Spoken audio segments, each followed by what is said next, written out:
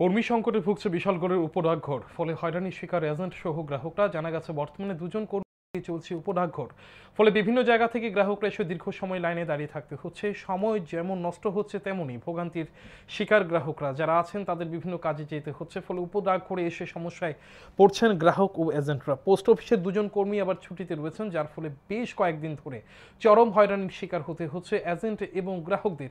এমনিতে প্রতি মাসের প্রথম দিকে গ্রাহকদের ভিড় অস্বাভাবিক হারে বেড়ে যায় বিশালগড় সাব পোস্ট অফিসে। কর্মী সংকটের কারণে প্রতিদিন শত শত গ্রাহককে ঘন্টার পর ঘন্টা লাইনে দাঁড়িয়ে বাড়ি ফিরে যেতে হয়। কর্মী ও এজেন্টরা দাবি জানান কর্মী সংখ্যা বৃদ্ধির।